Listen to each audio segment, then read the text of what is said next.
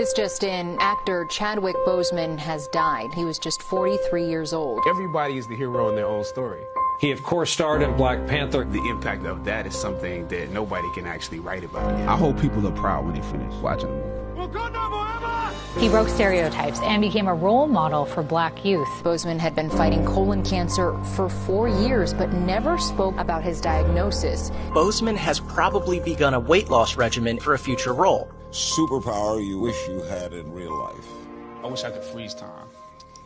You gotta get sick of hearing Wakanda. No, I want Wakanda. I want us to be Wakanda.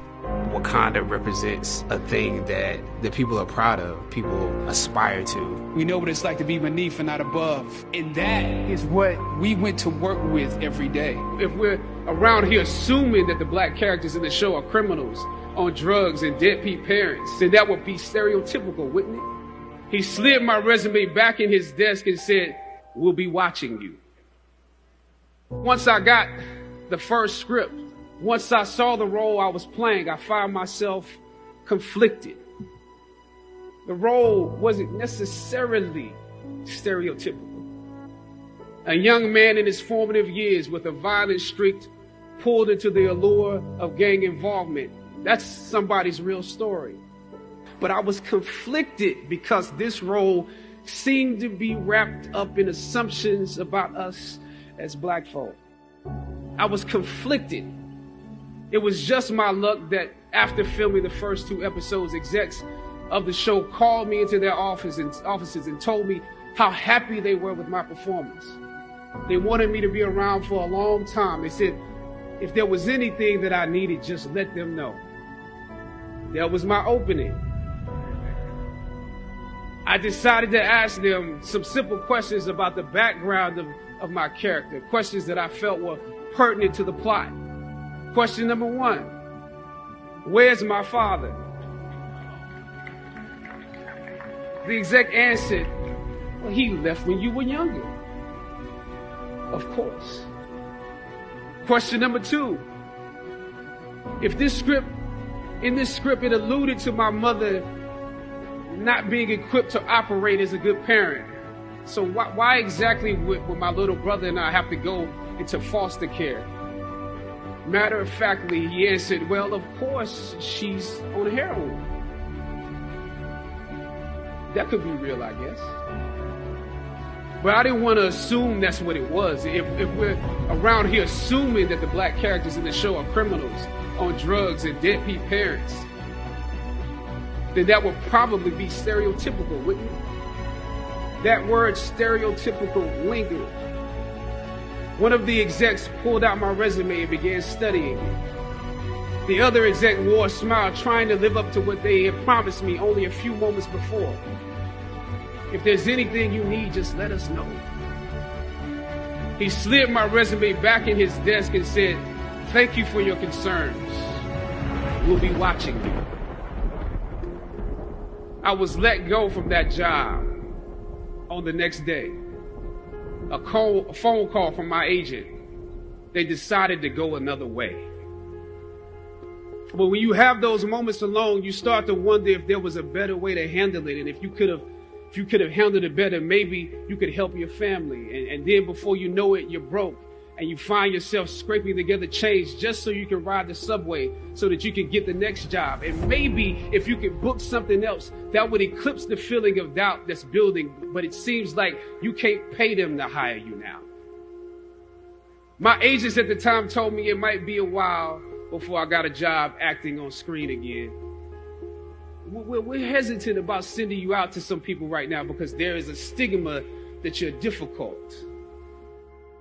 We all know what it's like to be told that there is not a place for you to be featured, yet you are young, gifted, and black. We know what it's like to be the tail and not the head. We know what it's like to be beneath and not above.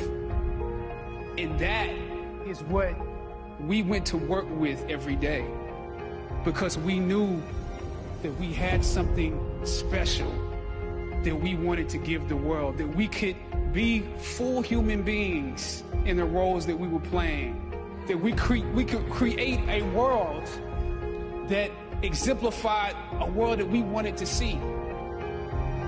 Wakanda forever! Well, Wakanda is not, you know, it's not a real place. It's a fictitious place in Africa. But I think it's become, you know, this idea of excellence and hope, and has become sort of a totem to a certain degree that people are proud of, people aspire to. Wakanda represents a thing that can make people in real life want to live up to a certain thing. There are two little kids, Ian and Taylor, who recently passed from cancer.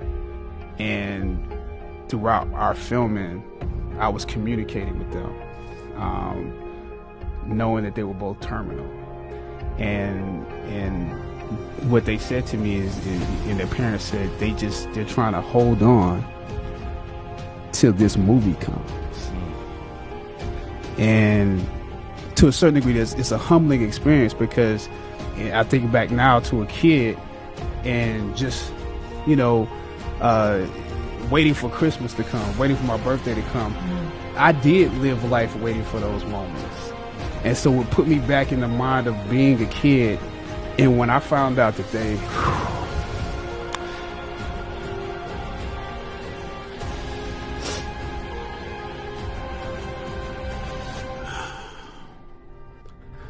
yeah, it means a lot.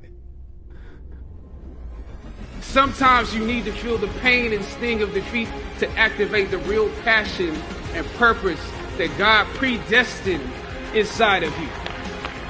Purpose crosses disciplines. Purpose is an essential element of you. It is the reason you are on the planet at this particular time in history. Your very existence is wrapped up in the things you are here to fulfill. Whatever you choose for a career path, remember the struggles along the way are only meant to shape you for your purpose. I don't know what your future is, but if you are willing to take the harder way, the more complicated one, the one with more failures at first than successes, the one that has ultimately proven to have more meaning, more victory, more glory, then you will not regret it.